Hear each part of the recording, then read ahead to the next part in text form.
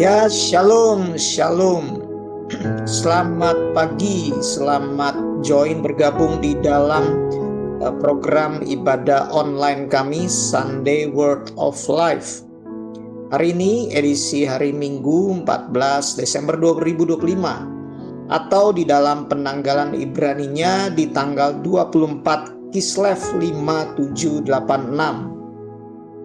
Kalau di dalam penanggalan Ibrani kita sudah memasuki hari pertama dari perayaan Hanukkah, the Festival of Lights, ya, yang nanti kami juga akan adakan. Nanti pengumumannya akan saya sampaikan ya di akhir dari Sunday Word of Life hari ini. Mari bersama-sama dengan saya kita mulai ibadah online kita Sunday Word of Life hari ini dengan kita masuk ke dalam hadirat Tuhan, mempersiapkan hati pikiran kita sehingga apa yang nanti disampaikan kebenaran firman oleh Pak Timi Parengkuan itu akan dapat masuk ke dalam seluruh hati pikiran Anda semua dan itu menjadi berkat tersendiri bagi kehidupan Anda. Mari berdoa.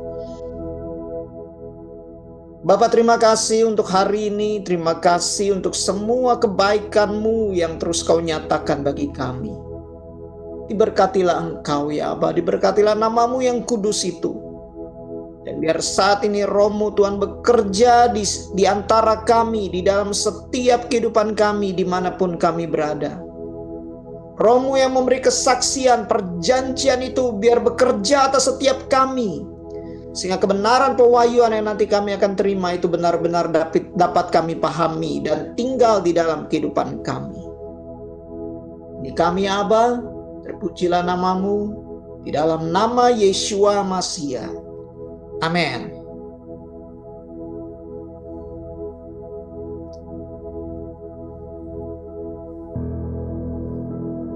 Haleluya. Ya, selamat pagi juga, Shalom, Boker Tov dimanapun Anda berada. Terima kasih Anda sudah bergabung dalam channel kami untuk mengikuti pesan yang Tuhan percayakan kepada saya untuk kita bagi di waktu-waktu yang sekarang.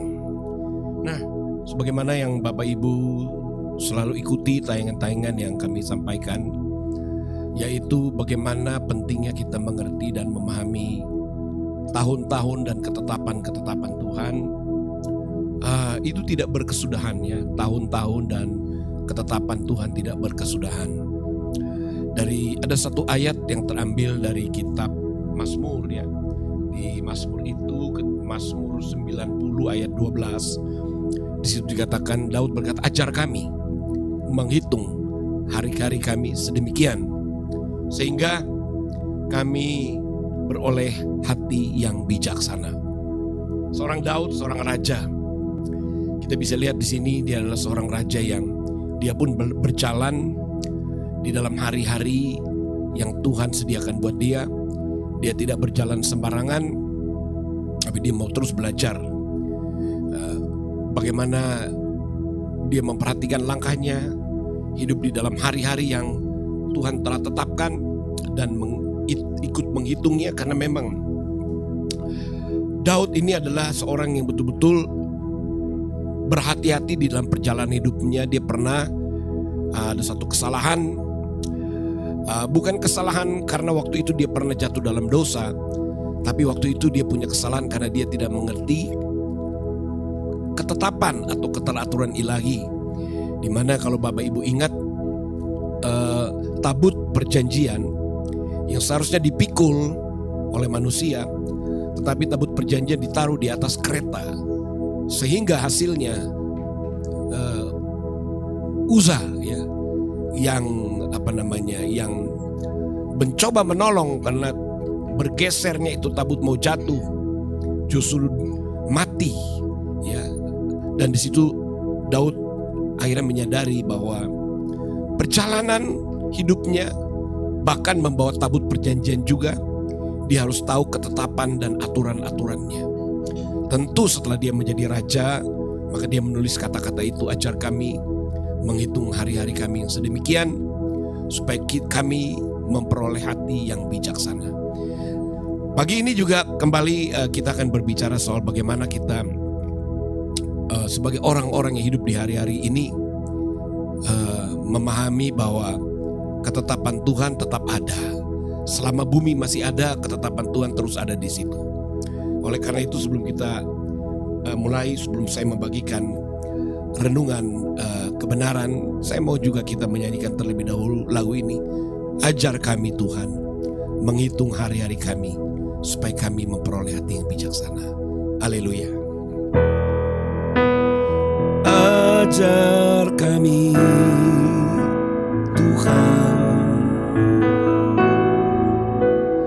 menghitung hari-hari,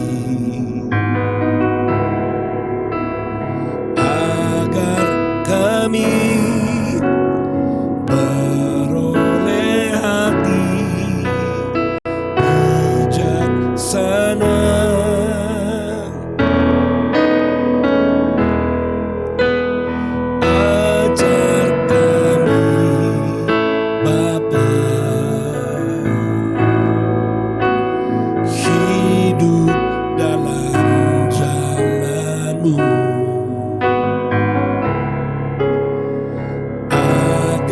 Semua rencanamu digenapi. Sekali lagi sama-sama, ajar kami. Ajar kami Tuhan menghitung hari-hari,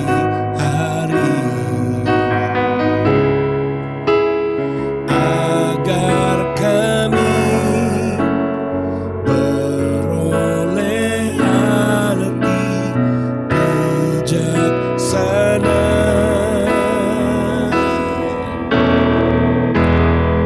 Oh, ajar kami Bapa, hidup dalam jalan-Mu, agar semua rencanamu digenapi. Oh, mulialah nama-Mu, mulialah nama-Mu Tuhan, dan ajaib jalan-Mu. Pimpin kami di setiap waktu.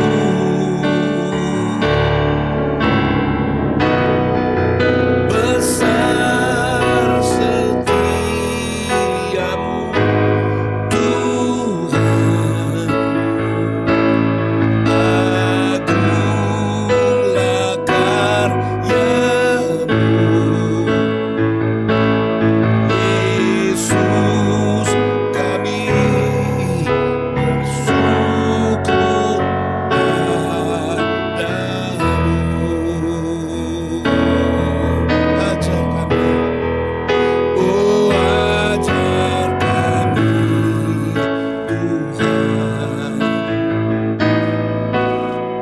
menghitung hari-hari, agar kami beroleh hati bijaksana.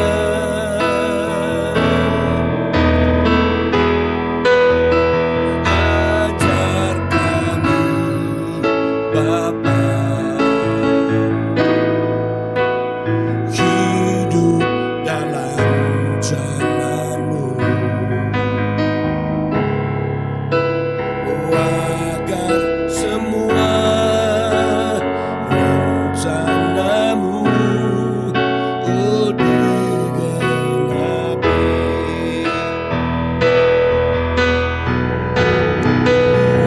Mulialah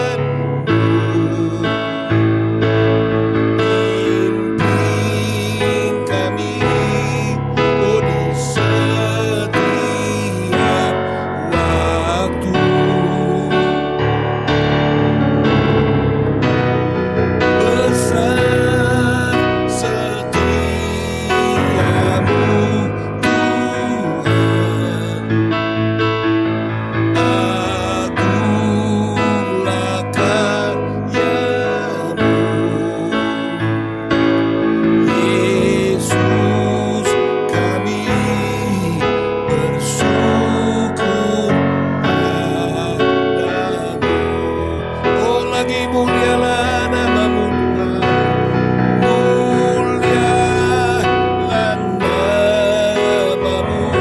oh Tuhan. Dan ajaib jalanmu, bimbing kami setiap waktu.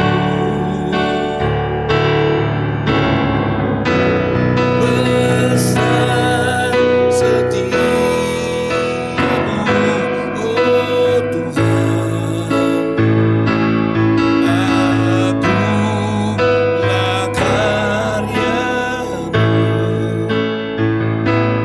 Yesus kami bersyukur padamu. Oh Yesus kami bersyukur Tuhan, Yesus kami bersyukur padamu. Yesus Tuhan kami bersyukur, Yesus kami bersyukur padamu.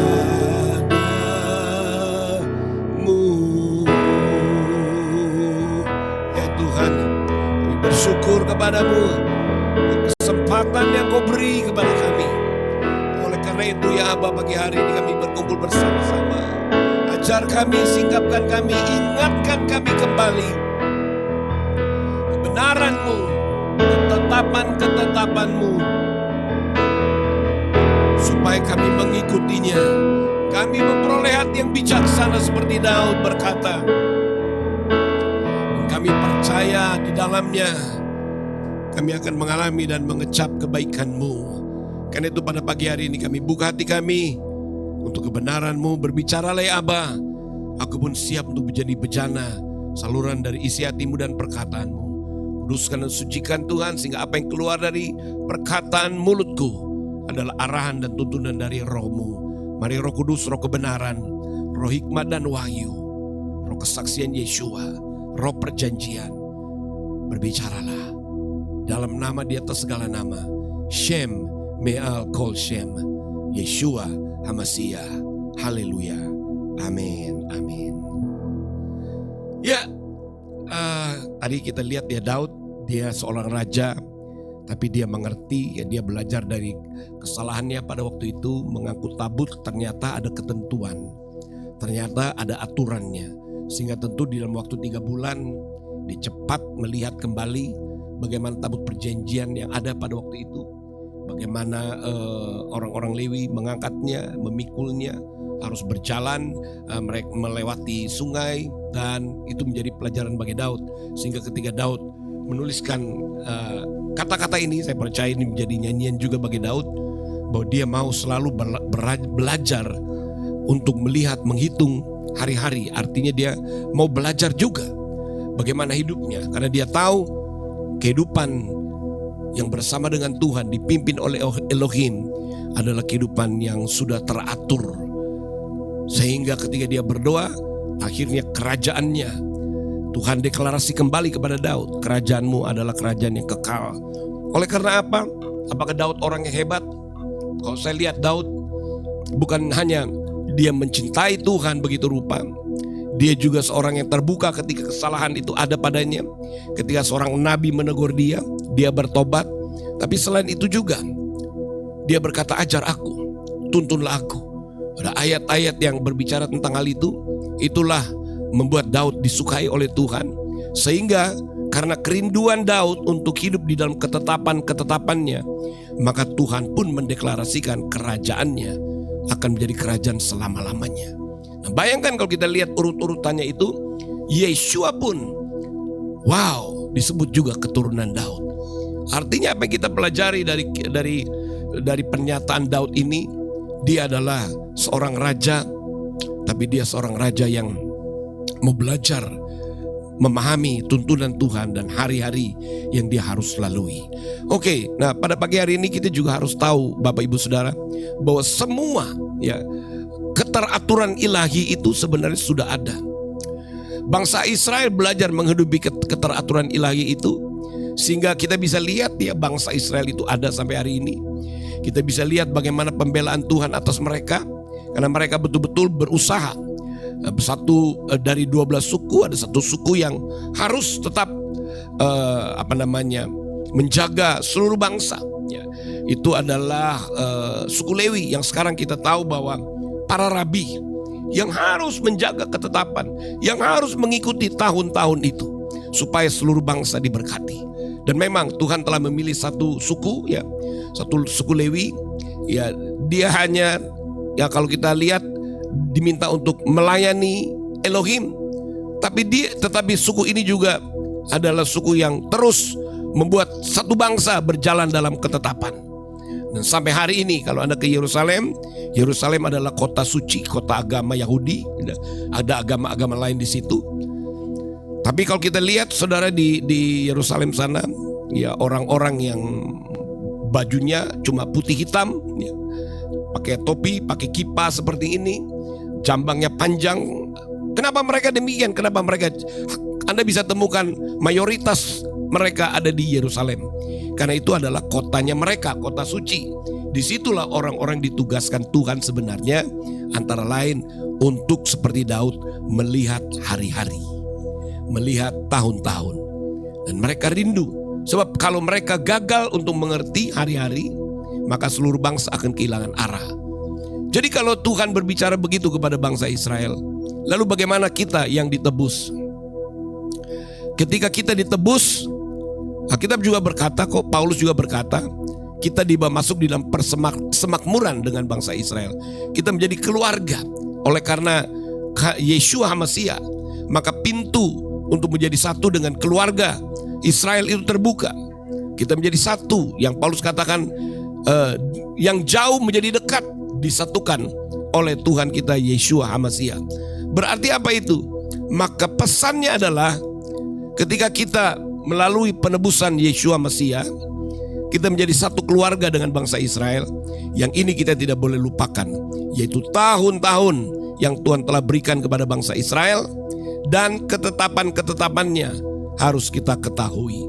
Jangan sampai kita kehilangan tuntunan, sebab satu-satunya tuntunan yang Tuhan contohkan untuk kita adalah bangsa Israel lewat tuntunan melalui tahun-tahun. Dan di dalam tahun-tahun itu Tuhan mengajar ketetapan-ketetapannya. Karena kita pernah lihat bagaimana Tuhan menuntun bangsa Israel. Di situ saya mau ajak kita lihat. Saya pernah bagikan ayat ini, tapi saya mau kembali lagi tampilkan ini karena ini penting buat kita semua. Ini ada aturan-aturan. Yeremia 33 ayat 20 dan Yeremia 33 ayat 25. Ini ada loh sampai hari berlaku.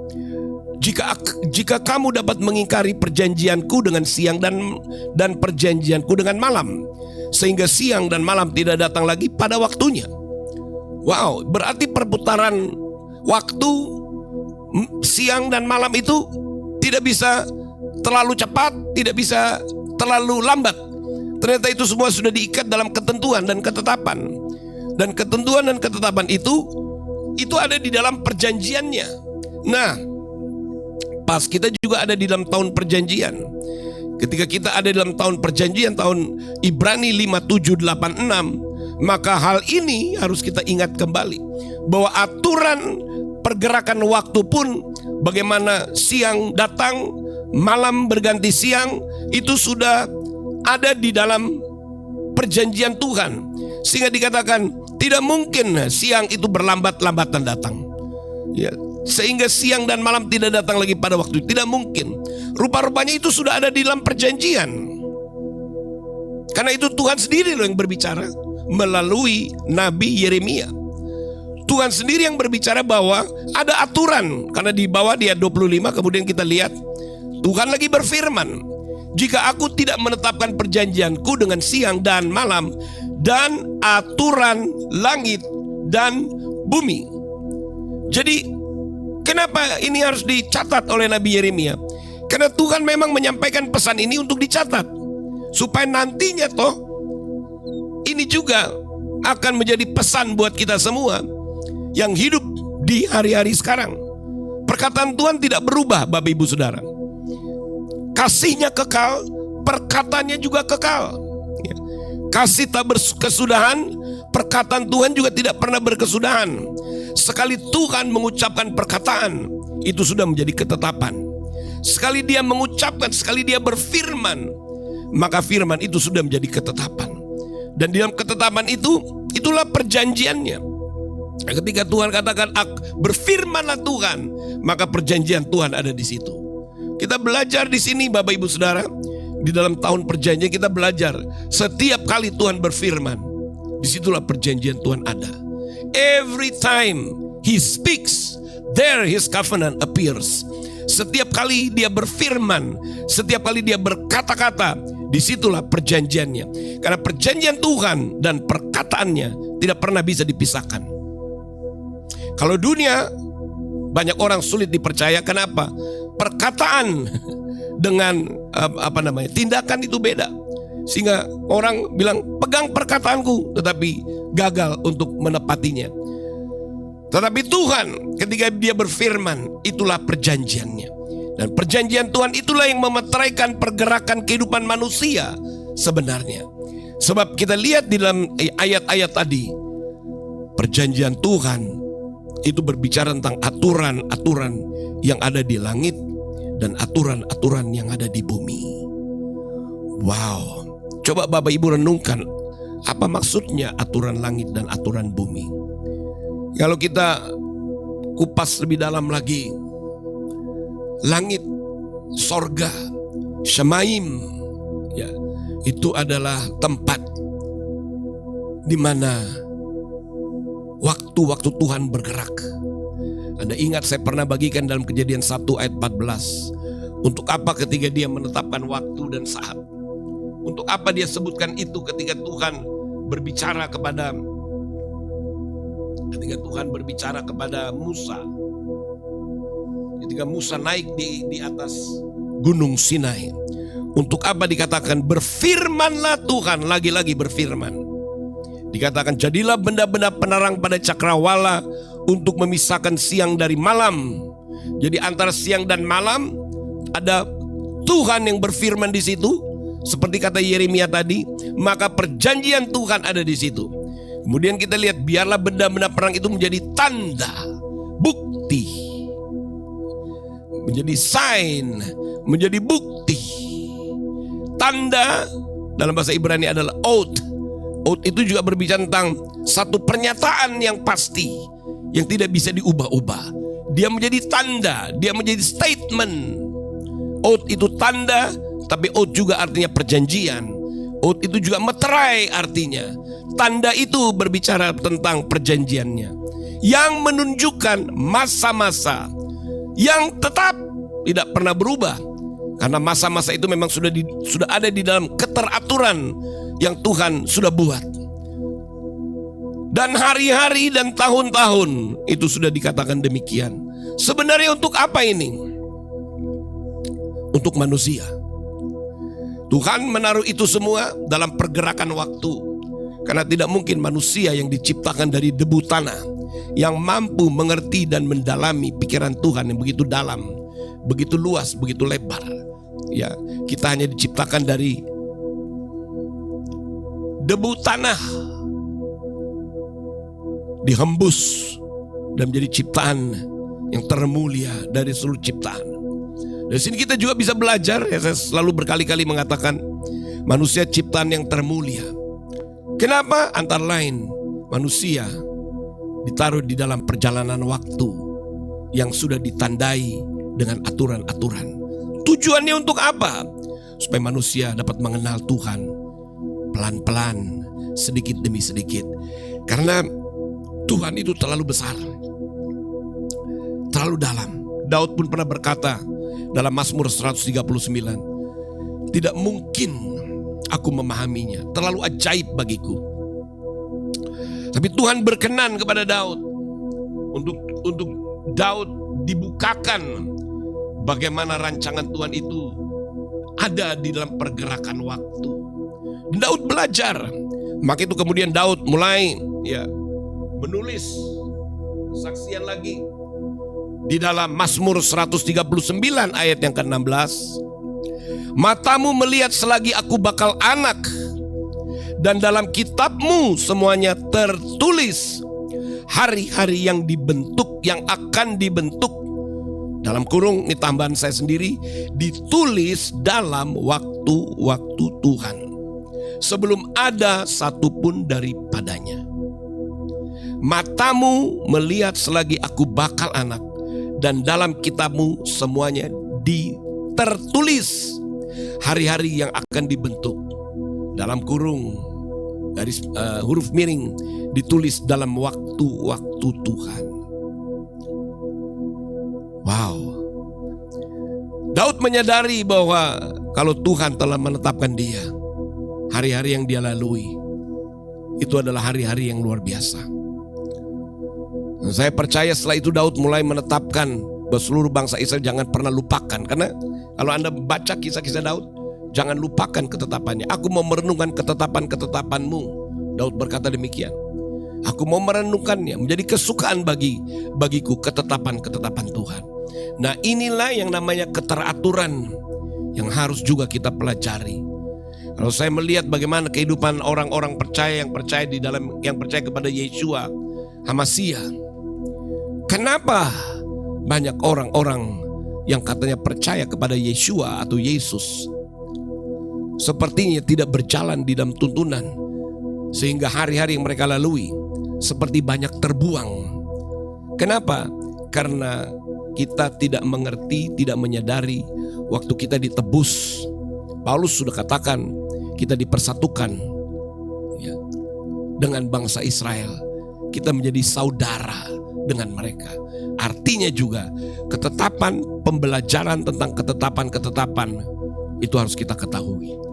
Maka itu Bapak Ibu, saya melihat bahwa ketika orang-orang percaya tidak mengalami pemeliharaan Tuhan dalam hari-hari yang mereka lalui, karena mereka kurang menyadari, karena mereka tidak mengerti hari-hari yang Tuhan sediakan untuk mereka.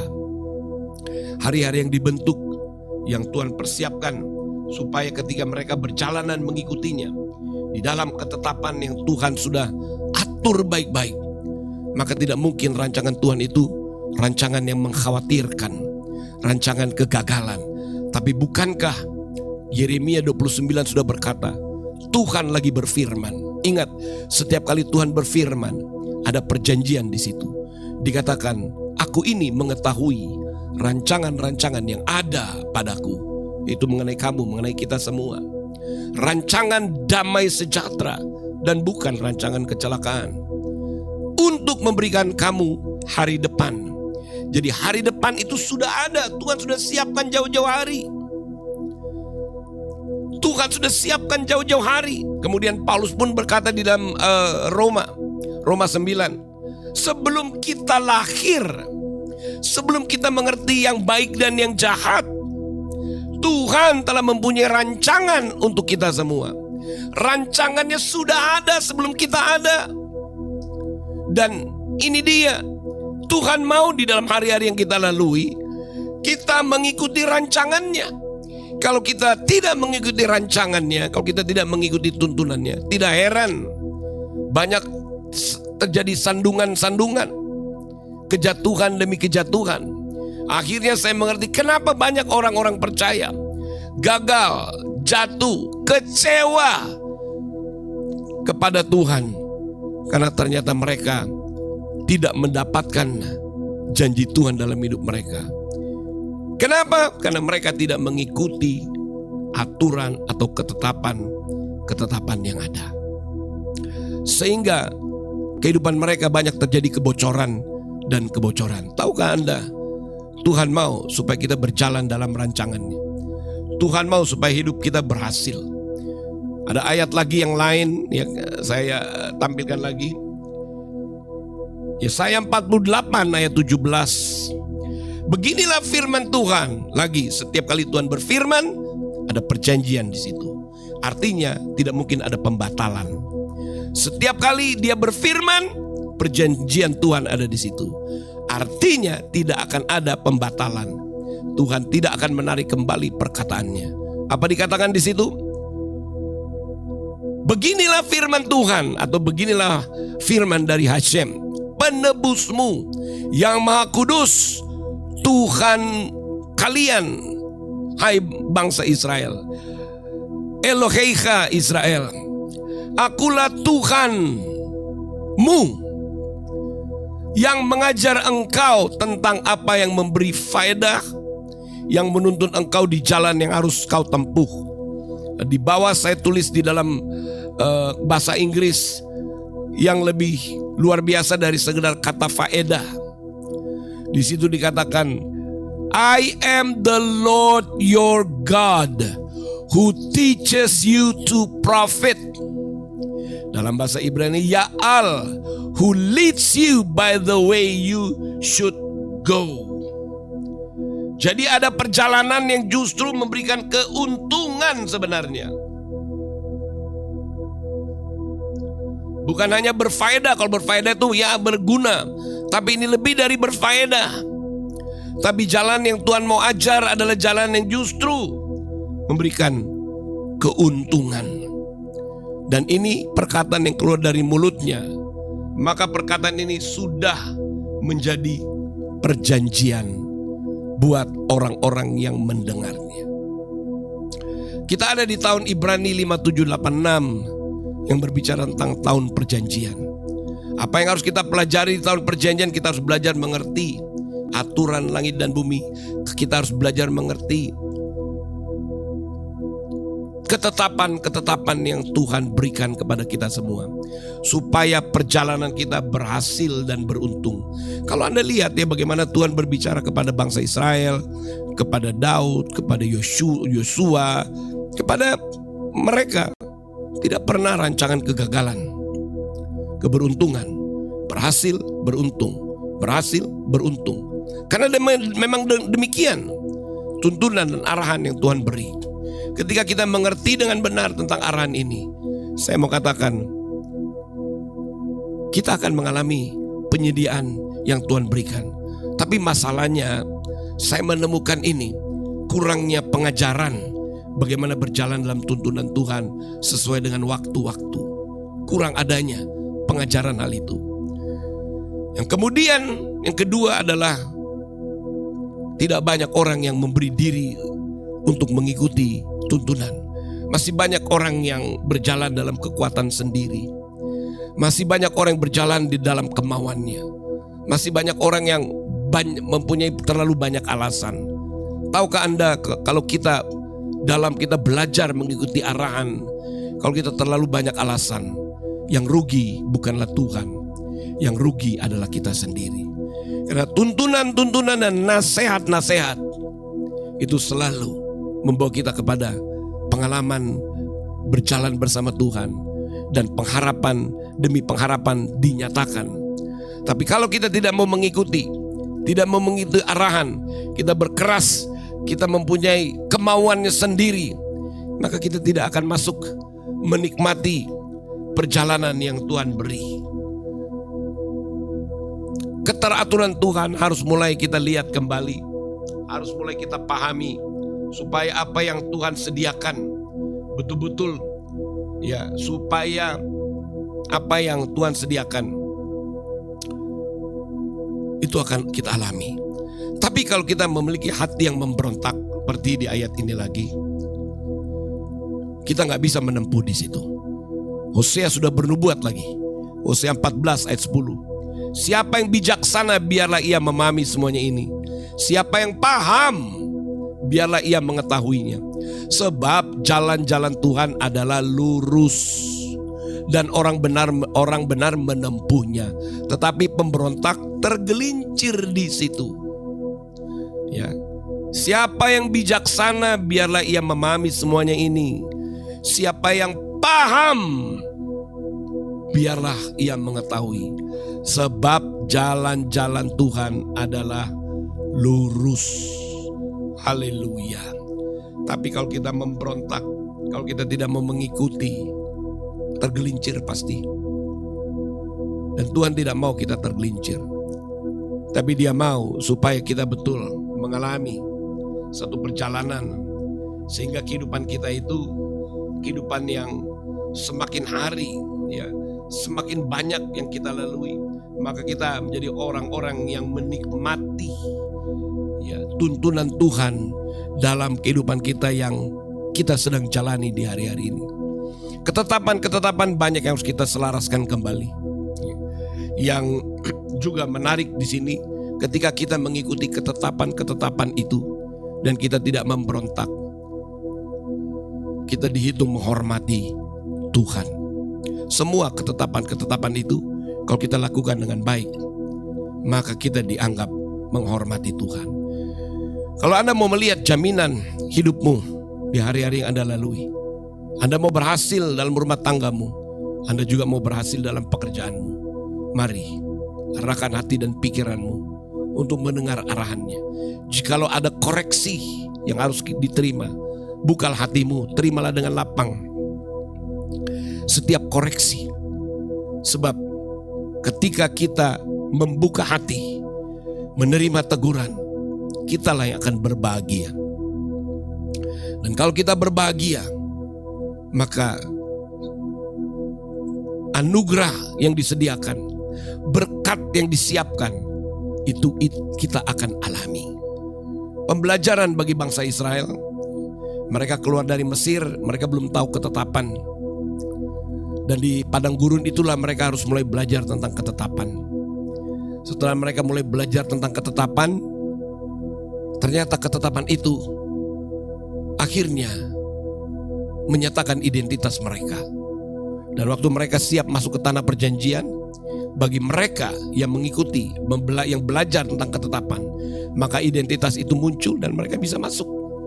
Pembelajaran bagi kita, demikian juga kita. Waktu kita hidup di dalam dosa, nggak ada identitas di situ. Dosa tidak ada identitas, tapi liar.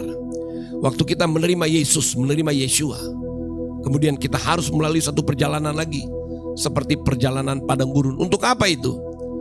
Supaya kita mulai belajar mengenal Tuhan dan kita mulai mengenal identitas kita yang Tuhan sediakan buat kita. Itu ada di dalam padang gurun. Tapi kalau kita lihat bagaimana kisah bangsa Israel, mereka yang besar di Mesir, itulah orang-orang yang gagal untuk masuk tanah perjanjian. Sungguh amat sayang itu tidak tergenapi kepada mereka.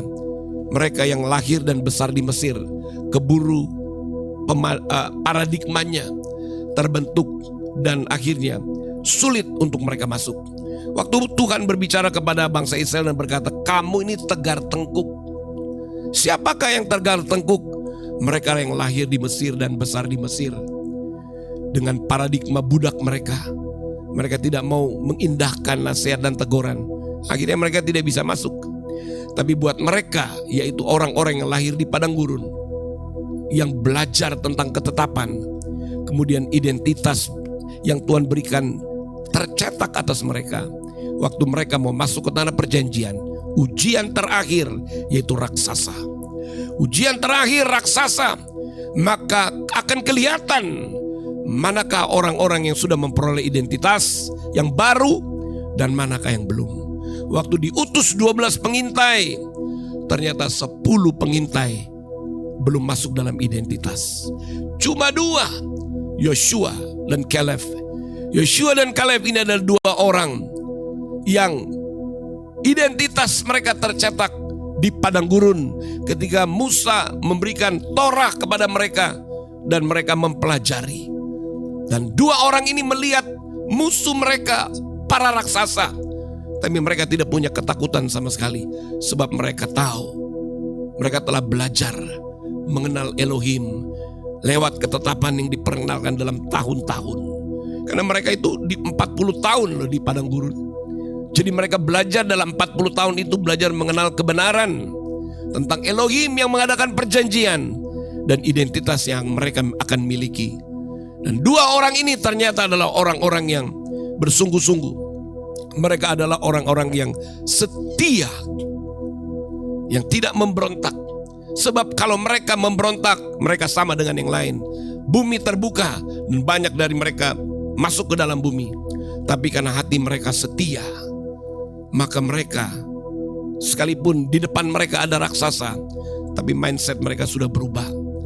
Dan mereka masuk mengalahkan para raksasa itu, dipimpin oleh 2 orang yang setia ini. Yosua yang adalah gambaran identitas dari Yeshua HaMashiach. Kelef yang adalah gambaran hati, karena dalam bahasa Ibrani Kelef artinya hati. Jadi ternyata hati yang setia, ya, setia belajar mengikuti dan tidak memberontak, maka identitas itu akan tercetak dan akhirnya mereka bisa mewarisi tanah janji. Oh, luar biasa kisah itu, pesan yang sangat luar biasa untuk kita hidup di hari-hari sekarang. Karena itu Bapak Ibu Saudara, itu sebabnya kami di dalam menyampaikan isi hati Tuhan, kami Roh Kudus mengkoneksikan kami dengan akar iman yang berasal dari bangsa Israel, mempelajari kata-kata asli dalam bahasa Ibrani dan melihat bagaimana bangsa Israel dipersiapkan Tuhan sampai mereka mewarisi apa yang Tuhan katakan. Karena Tuhan janjinya telah dimeteraikan. Tahun-tahun yang mereka lalui juga telah dimeteraikan di dalam perjanjian. Dan ketika mereka bersepakat untuk hidup di dalam perjanjian, maka identitas mereka tercetak dan mereka siap untuk masuk ke tanah janji. Hari ini saya mau sampaikan kepada Anda, Tuhan juga punya rencana yang dahsyat atas kehidupan kita. Tuhan mau supaya rancangannya tergenapi semuanya. Tapi mari di tahun perjanjian ini, Tuhan mau mengingatkan kita, Roh Kudus mengingatkan kita untuk kita belajar mengenal Dia dan sepakat dengan Dia di dalam perjanjiannya. Waktu kita belajar tentang perjanjian, apa yang harus kita pelajari? Tanggalkan kantong anggur yang lama, karena tidak mampu menampung anggur yang baru. Kenakanlah kantong yang baru, pribadi yang baru, identitas yang Tuhan sudah persiapkan. Maka kesukacita, anggur baru berbicara sukacita, akan kamu alami. Demikian juga dengan ketetapan-ketetapan. Saya melihat kenapa juga banyak orang-orang Kristen kalau sudah berbicara tentang, karena hari ini saya akan berdoa untuk persembahan persepuluhan, maka saya harus juga menyampaikan tentang hal itu, yaitu bagaimana pentingnya untuk kita mengerti tentang ketetapan yang Tuhan nyatakan, yang Tuhan berikan, yang Tuhan berikan kepada bangsa Israel untuk kita pelajari. Ketetapan-ketetapan itu termasuk berbicara tentang persembahan persepuluhan. Saya mau memperlihatkan kepada Anda bagaimana persepuluhan ini dari 2 tokoh, yaitu Abraham, tokoh yang pertama. Kita akan lihat pada waktu itu Torah belum ada. Tapi ditulis dalam Kejadian 14 dari ayat 18 sampai ayat 20. Melkisedek Raja Salem membawa roti dan anggur. Ia seorang imam Elohim yang maha tinggi. Lalu ia memberkati Abram, katanya diberkatilah kiranya Abram oleh Elohim yang maha tinggi, pencipta langit dan bumi. Dan terpujilah Elohim yang maha tinggi, yang telah menyerahkan musuhmu ke tanganmu. Lalu Abram memberikan kepadanya 1/10 dari semuanya. Ya, kalau kita lihat di dalam kisah ini, pada waktu itu belum ada Torah, belum ada. Ya. Tapi Abraham sudah mengerti. Torah belum ada, tapi Abraham sudah memberikan persepuluhan. Kita mengatakan bahwa sikap dari Abraham ini diperhitungkan sebagai kebenaran. Sekali lagi saya mau tampilkan ini. Melkisedek setelah Abraham ada terlibat dalam sebuah perperangan, lalu Abraham itu ada di satu lembah, ya namanya lembah itu adalah lembah bisa dibuka di ayatnya, karena ini ayatnya cuma di sini, Kejadian 14 ayat 18 sampai 20. Tapi kita baca aja. Nanti kita pergi ke Alkitab Jethro. Melkisedek Raja Salem membawa roti dan anggur. Ia seorang imam Elohim yang Maha Tinggi. Lalu ia memberkati Abraham, katanya, diberkatilah kiranya Abraham oleh Elohim yang Maha Tinggi, pencipta langit dan bumi. Dan terpujilah Elohim yang Maha Tinggi telah menyerahkan musuhmu ke tanganmu. Lalu Abraham memberikan kepadanya 1/10 dari semuanya. Ya Syafe ya, bukan Syawe, Syafe. Itu ada di PowerPoint saya yang satu lagi, lembah Syafe. Kembali lagi ke slide ini. Kok Abraham memberikan 1/10 sementara dia belum belajar Torah? Kemudian kita lihat lagi keturunannya Yakub. Kejadian 28 ayat 22. Ini terjadi encounter, ya, perjumpaan. Tuhan menjumpai Yakub, dan pada waktu itu namanya juga belum menjadi Israel.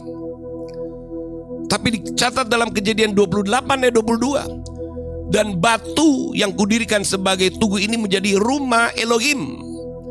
Maka dari segala sesuatu yang engkau berikan kepadaku, akan selalu kupersembahkan 1/10 kepadamu.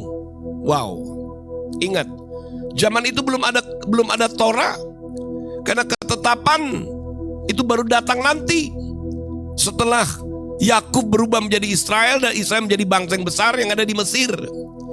Kemudian setelah Israel keluar dari Mesir, Musa naik ke Gunung Sinai dan Musa membawa hukum Torah, dan di Torah itu mulai diajar.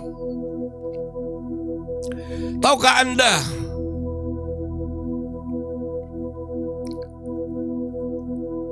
di dalam Torah hukum yang pertama adalah mengasihi Tuhan dan menghormati Tuhan. Jadi kalau begitu apa artinya? Abraham dan Yakub dalam tindakan mereka untuk persepuluhan adalah satu tindakan mengasihi dan menghormati Elohim. Oh, luar biasa.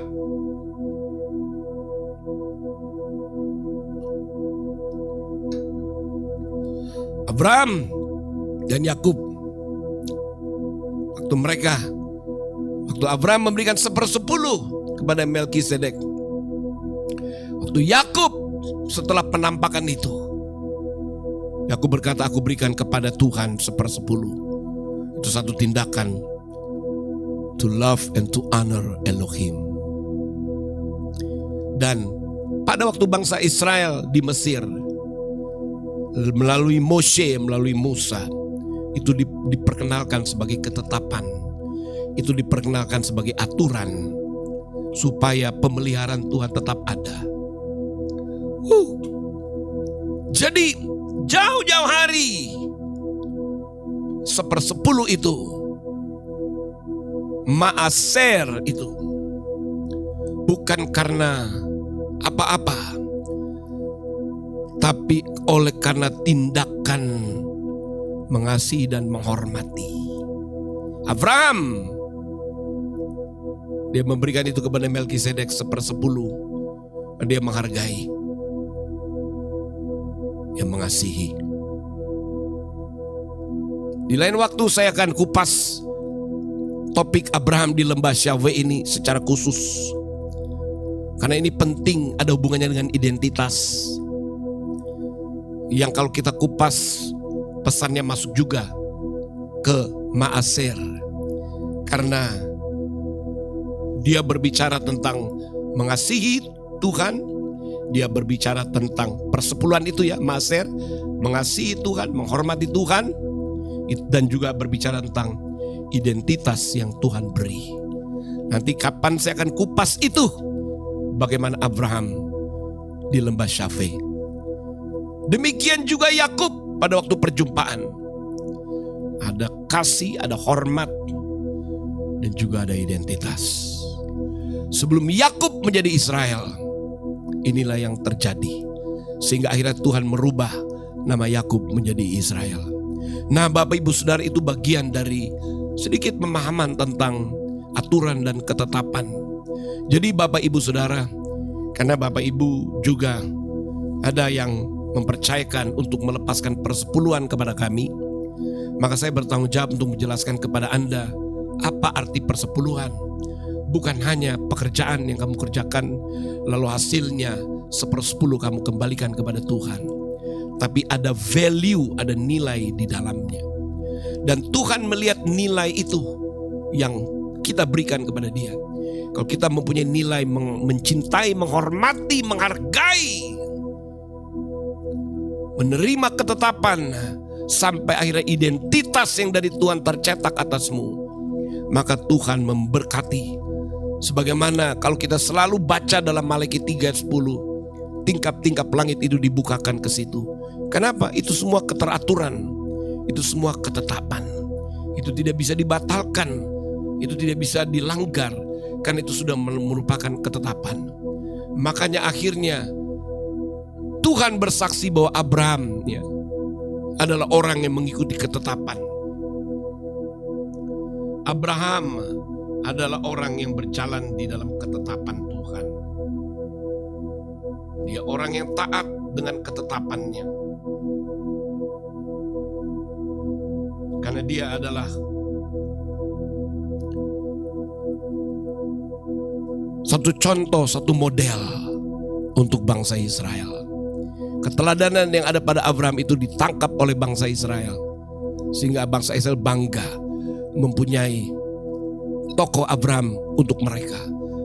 Kalau tidak ada Abraham, kalau Abraham tidak taat, kalau Abraham tidak mengasihi dan tidak menghormati, waktu Tuhan memanggil Abraham, maka Abraham mendengar, keluarlah dari negerimu, dari teman-temanmu, dari sanak saudara, dari rumah keluargamu.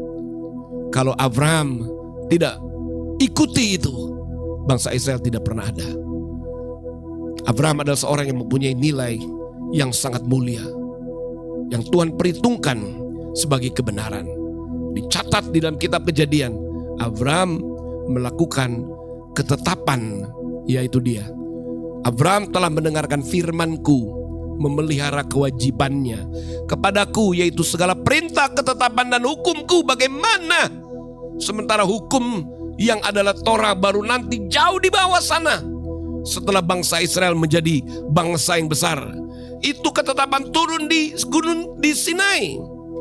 Waktu Musa menerimanya, bagaimanakah Tuhan dapat berkata kepada Abraham, Abraham telah setia? Karena Abraham Tuhan ajar tentang ketetapan yang ada dalam waktu-waktu. Bukankah dengan jelas dikatakan Tuhan memanggil Abraham di usia yang ke-75? Kemudian bukankah Tuhan mengulangi janjinya di usia yang ke-99? Bukankah di usia yang ke-100 akhirnya janji itu datang? Semua ada di dalam aturan-aturan langit dan bumi itu. Ditangkap, diikuti.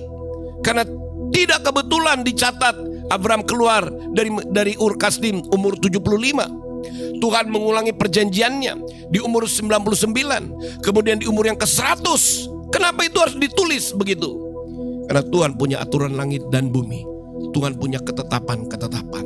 Maka ketika Abraham setia, dan waktu Melkisedek yang adalah gambaran dari Elohim itu sendiri datang memberkati dia, Abraham kembali memperlihatkan sikap yang luar biasa. Dengan dia memberikan 1/10 yang artinya satu tindakan menghormati, maka keturunannya tergenapi. Yakub pun demikian, oleh karena perjumpaan ilahi. Dan akhirnya bangsa Israel diajar ketetapan itu. Makanya itu tidak bisa hilang, tidak bisa dibatalkan. Ada orang-orang yang mulai berkata bahwa persepuluhan tidak lagi menjadi harus di tahun yang sekarang. Itu satu kesalahan total. Karena ketetapan Tuhan tidak pernah kadaluarsa. Ketetapan Tuhan adalah perjanjiannya. Dan perjanjiannya adalah manifestasi yang kuat dari kasihnya. Kasih yang tidak berkesudahan. Perjanjiannya pun juga tidak berkesudahan. Perkataannya dan ketetapannya juga tidak berkesudahan. Jadi kalau ada orang yang berkata persepuluhan tidak berlaku lagi, orang itu tidak mengenal Tuhan dan tidak memiliki hubungan dengan Tuhan. Hati-hati ya saudara.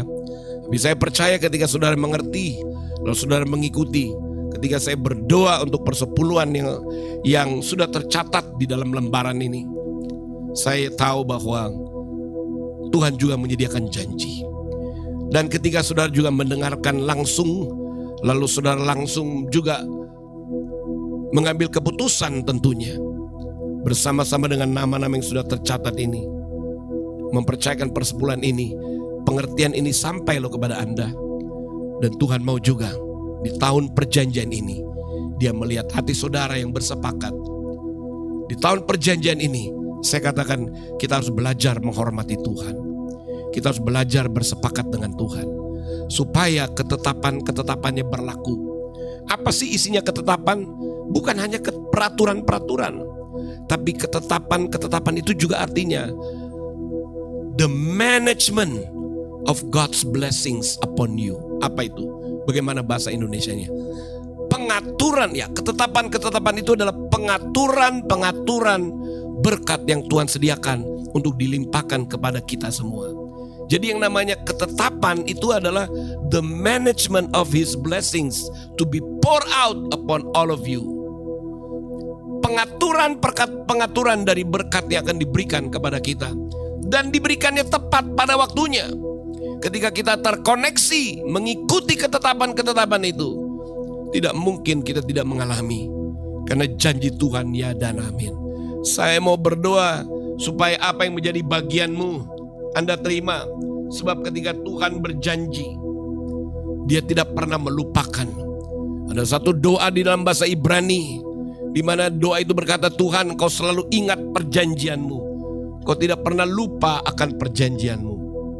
Ini yang akan saya doakan kepada saudara, supaya setiap saudara yang mengerti, sebab saya tahu, saya yakin bahwa di tahun 5786 ini, inilah perjanjian Tuhan diingatkan. Dengan kata lain, ada janji-janji Tuhan yang telah ditetapkan di dalam timeline-nya akan mulai dilepaskan kepada orang-orang yang bersepakat, kepada orang-orang yang mau bersungguh-sungguh mengikuti aturannya.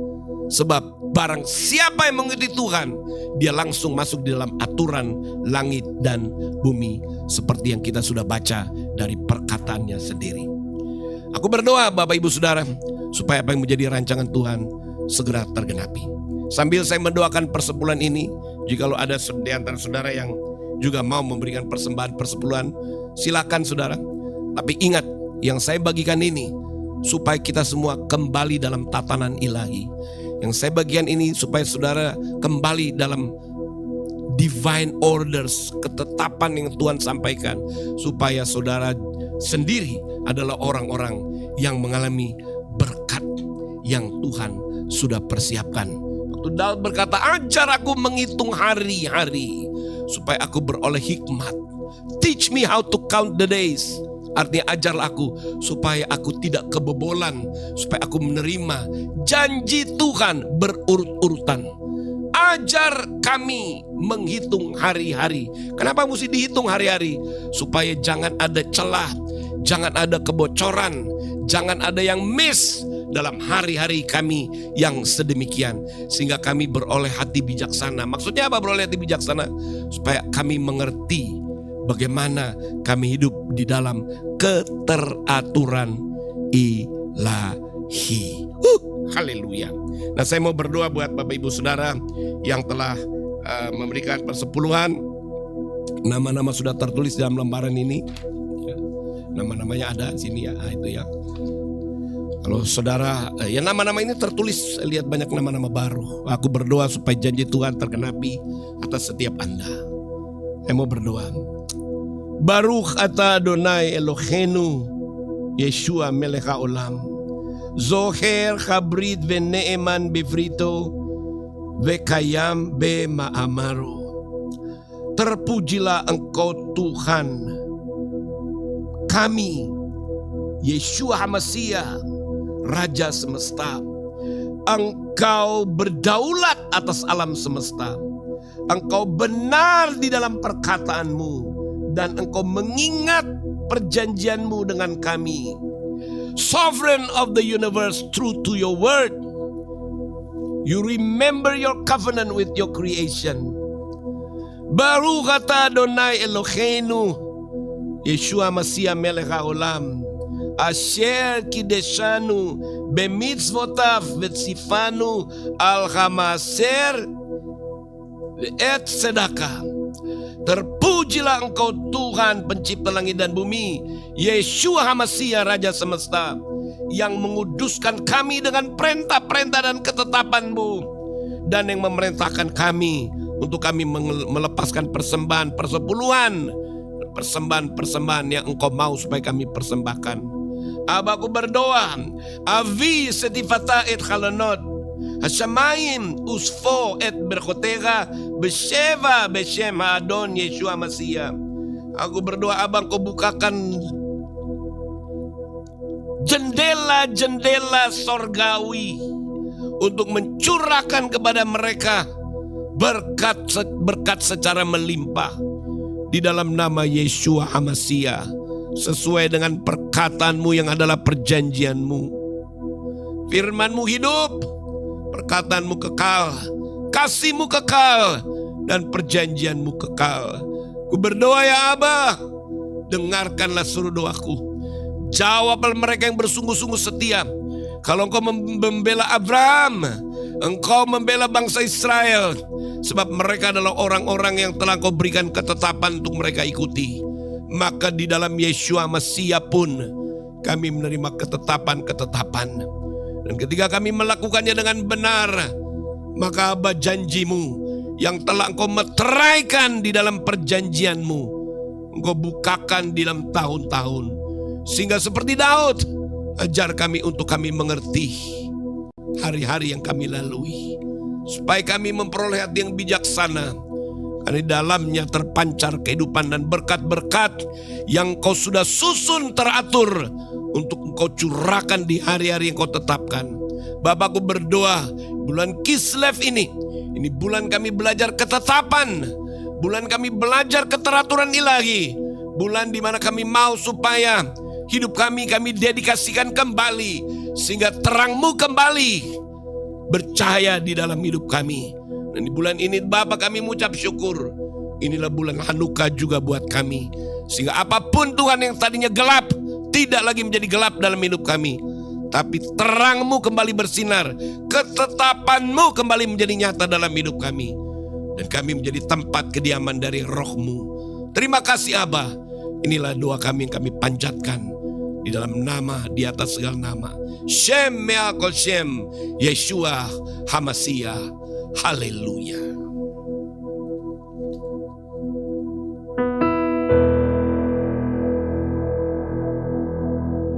Oh haleluya, haleluya. Oh yevarechecha Adonai, yishmerecha. Ya'er Adonai panav elecha, yichunecha.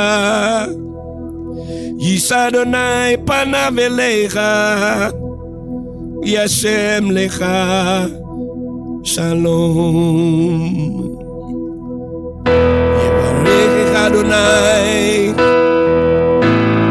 yishmerecha. Ya'er Adonai panav elecha, yichunecha. Yisa Adonai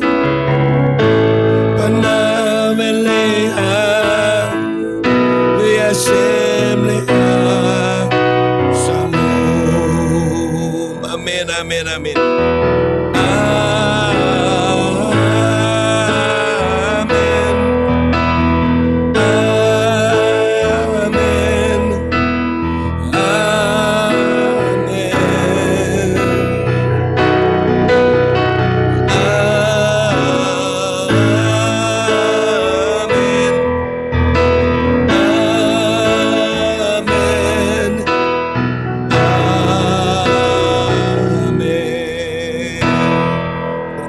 hidupmu, diberkatilah keluargamu, diberkatilah anak-anakmu, diberkatilah keluar masukmu, diberkatilah pekerjaanmu, diberkatilah kehidupanmu, diberkatilah buah kandunganmu. Keberhasilan, kebajikan dan kemurahan dari Elohim akan menyertai kita semua hari ini lagi. Beshem Yeshua Masih, haleluya.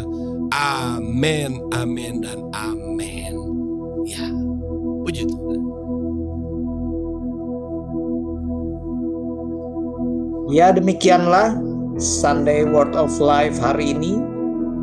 Tentunya memang penting untuk kita memahami bahwa kita terus terhubung dengan tahun-tahun Ibrani. Khususnya di tahun ini, tahun 5786. Supaya apa? Supaya kita berada di dalam identitas yang benar dan kita masuk di dalam penggenapan janji yang Tuhan memang sudah siapkan bagi kita. Seperti tadi yang sudah dijelaskan bahwa perkataan Tuhan mengandung perjanjian dan perkataan Tuhan itu kekal adanya, sebagaimana kasih-Nya juga kekal adanya. Jadi mari terus kita berada di dalam perjanjiannya, dan Anda dapat merenungkan kembali untuk semua renungan ataupun semua yang sudah dijelaskan tadi, dengan Anda bisa mereply kembali atau memainkan kembali, memutar kembali acara ini di YouTube channel kami. Anda juga dapat meneruskan juga kepada teman-teman yang lain, sehingga semakin banyak orang yang dapat memahami, mengerti bagaimana pentingnya kita hidup di dalam tahun ini, tahun perjanjian di 5786. Anda pasti sudah diberkati dengan apa yang sudah disampaikan. Saya oleh karena itu dapat mau mengajak Anda memberikan responnya dengan memberikan taburannya di rekening berikut ini. Ya, di rekening berikut ini di BCA 219302227. Ya, ini yang ada di sebelah kanan saya.